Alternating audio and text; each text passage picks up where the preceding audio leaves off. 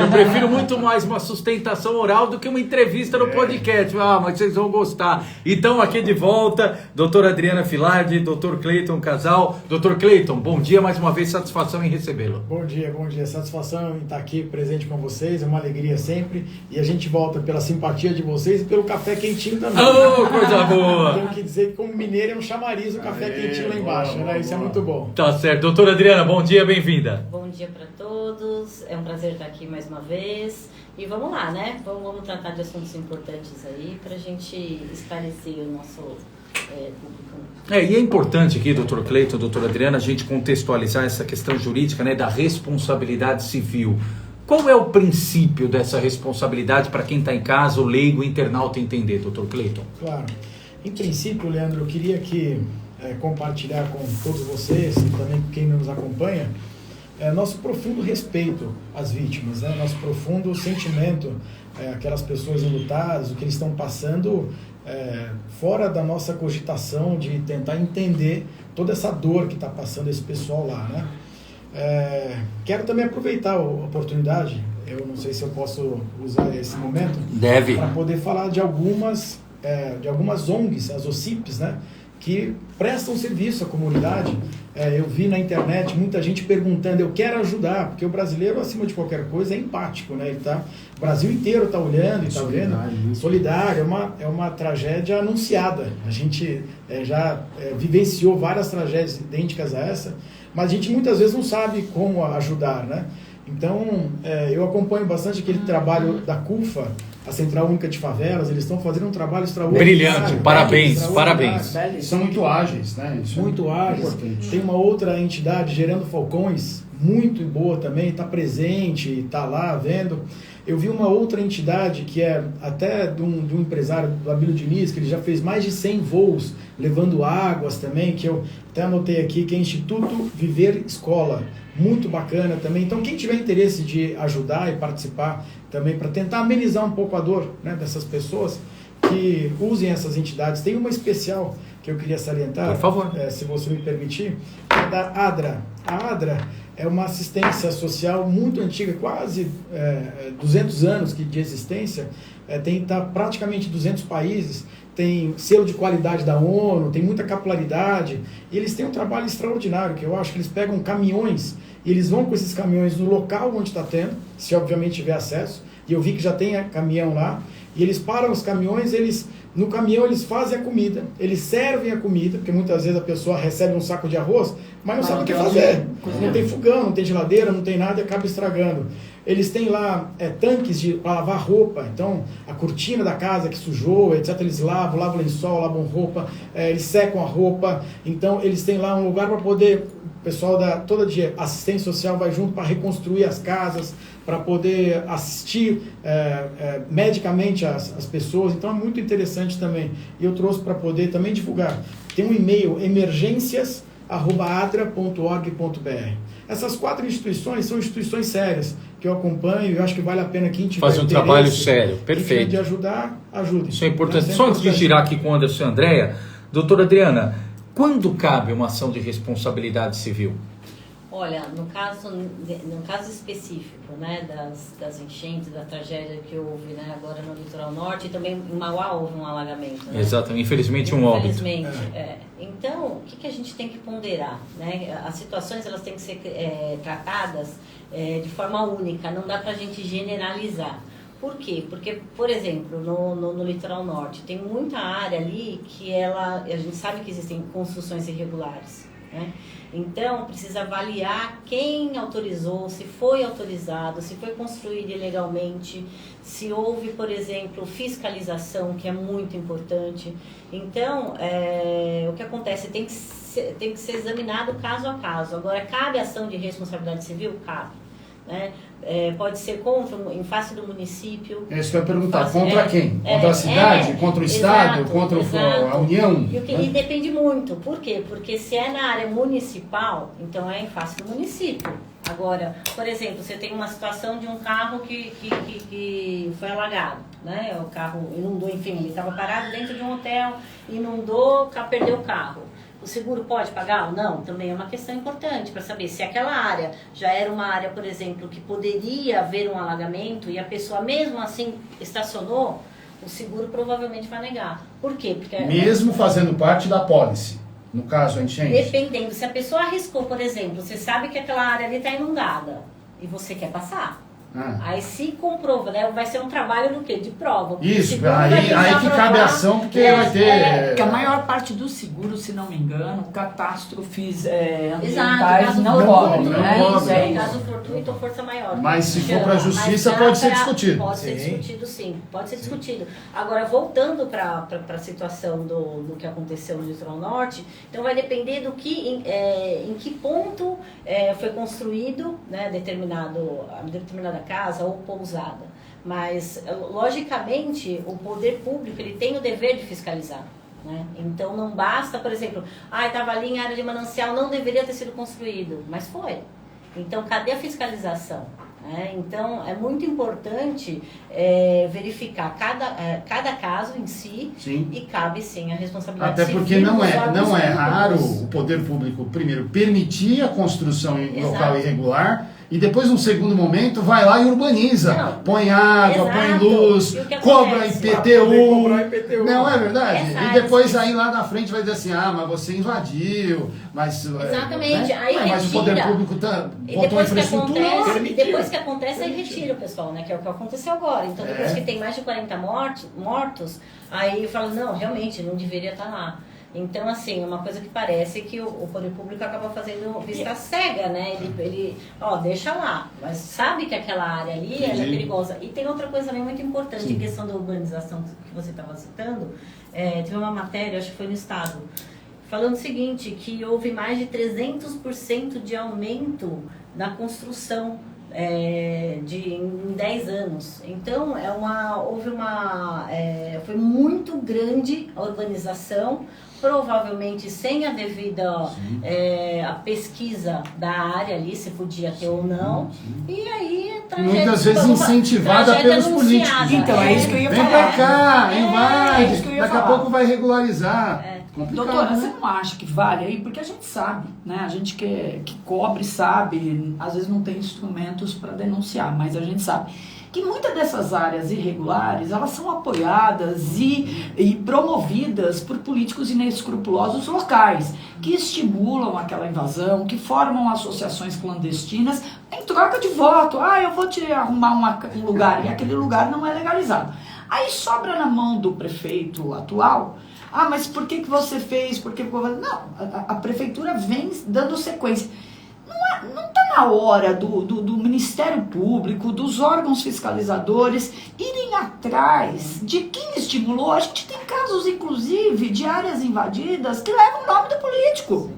Sim, o Ministério Público, nesse caso, inclusive, já abriu inquérito para verificar quais seriam os responsáveis. Então, independente dessa questão do Ministério Público, que ele já está tratando disso, existe a ação de responsabilidade civil da própria pessoa que foi lesionada. Ou seja, na verdade, então, esse político inescrupuloso, ele tem que dar uma solução Então, para essa mas área aí que nesse ele não caso invadir. cabe uma responsabilidade criminal, por exemplo, ou não? Ou só na esfera civil?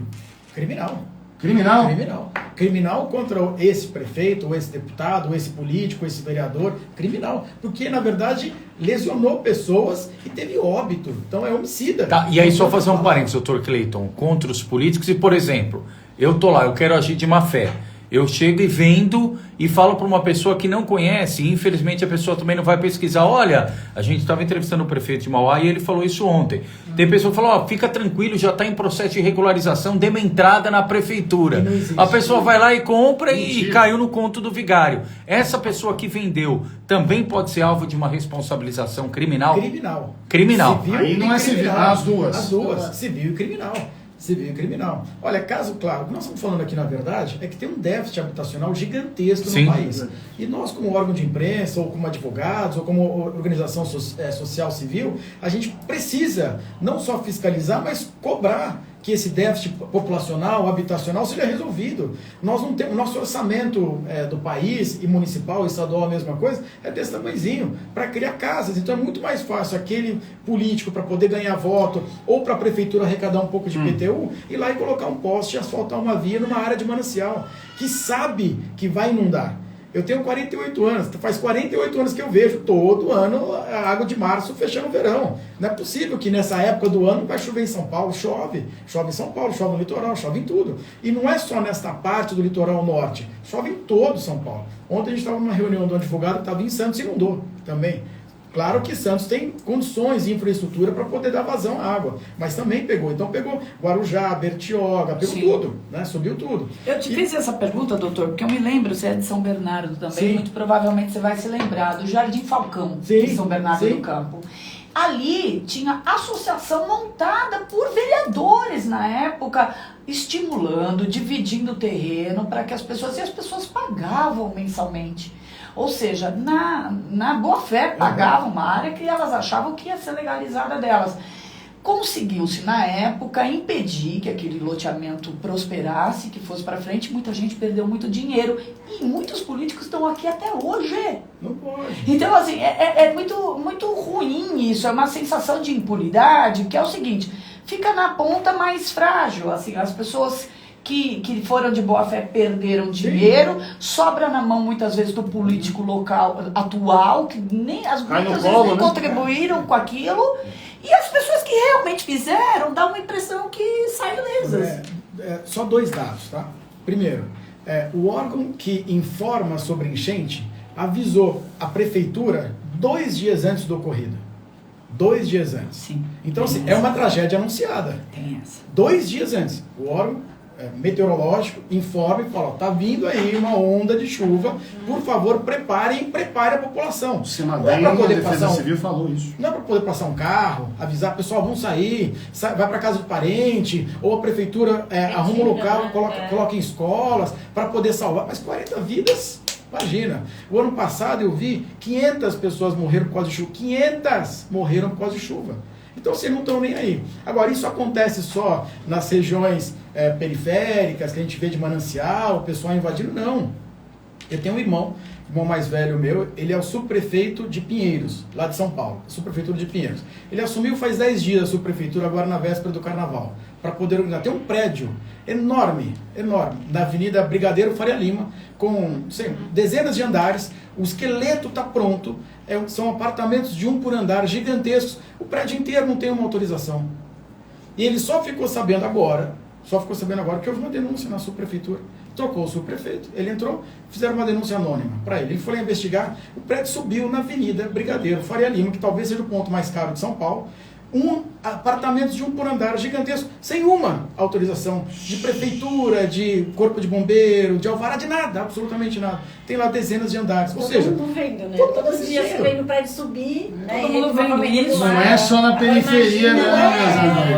Agora, eu quero pegar esse gancho, doutor Cleiton, doutora Adriana, agradecendo aqui, ó, tem muita gente da classe política nos acompanhando também, vereador de São Caetano, Marcel Munhoz, Bia Giovanni, o Odriel, obrigado, a Silvia Silva, Luquinhas Martins, Yara Bento nos acompanhando, mandando um abraço, Eduardo Laurindo, Tati Moraes, Bruno Botassin, Marcos Longo lá de Mauá, acho que aqui o pastor Sebastião Moreira, se eu estiver errado, pastor, por favor, me avise. A Yara falando bom dia, doutora Adriana, doutor Cleiton, oportuno e ótimo tema. O Caio Soriano, um abraço, Caio. Luciana Patara também, obrigado, Luciana, responsável pelo marketing do Grupo Ocel, assistência daqui a pouquinho, Momento Ocel. Gilvar Souza, a Keika também, a Jéssica e nos acompanhando, Vera Rodrigues, Leandro Baldini, o Diego, a Fabizinha, Evandro Oliveira, pessoal que vai interagindo conosco. Quero pegar esse gancho, doutor Cleiton e doutor Adriano, pelo seguinte, agora a imprensa está com lupa no litoral norte, as autoridades, todo mundo está de plantão e todo mundo está se movimentando.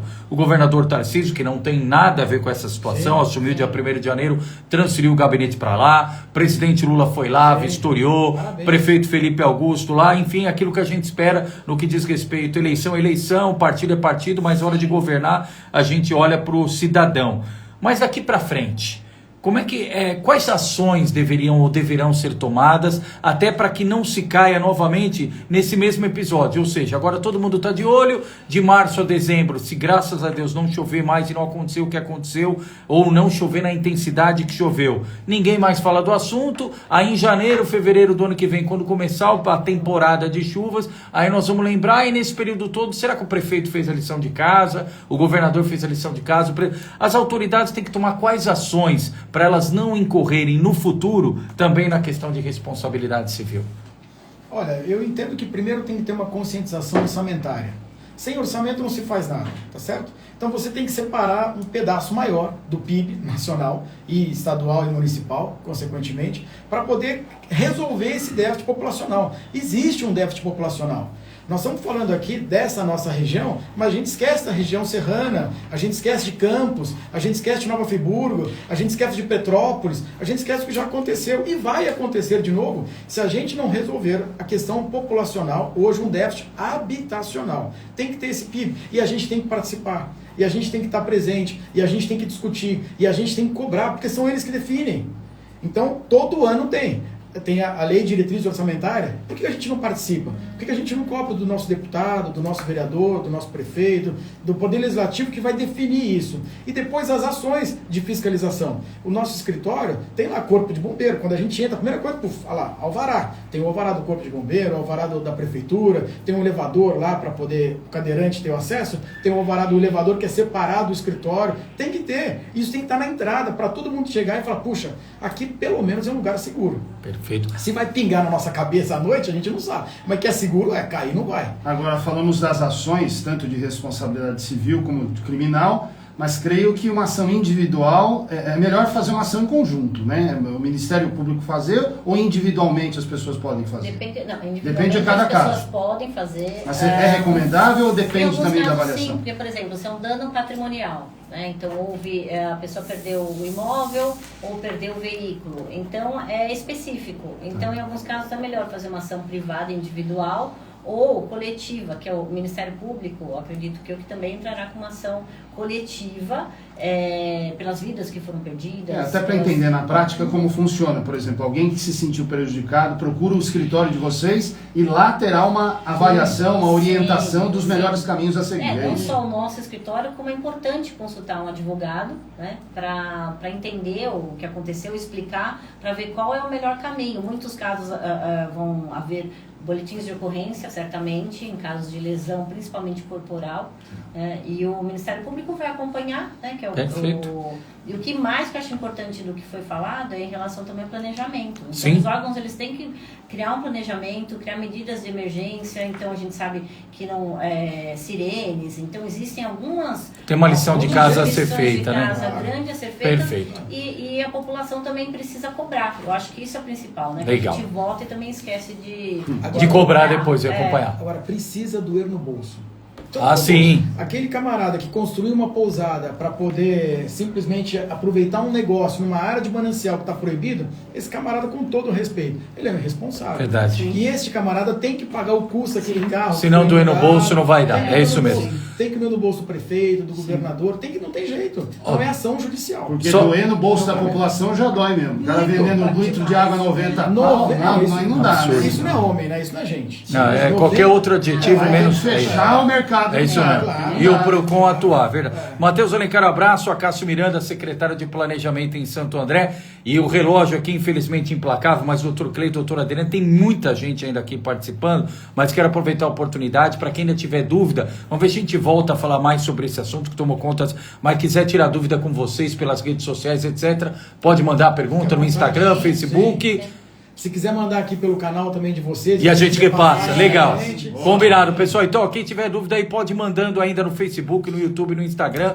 E aí a gente repassa e na próxima semana traz a resposta do Dr. Cleiton e da doutora Adriana, a quem a gente agradece mais uma vez. Dr. Cleiton, até semana que vem. Até semana que vem. Obrigado. Doutora Adriana, obrigado. Obrigado. Isso, boa. Esse é o nosso podcast, aqui vamos fazer a transição ao vivo. Você acompanha o ao vivo, a entrevista, acompanha os bastidores. Esse é o intuito.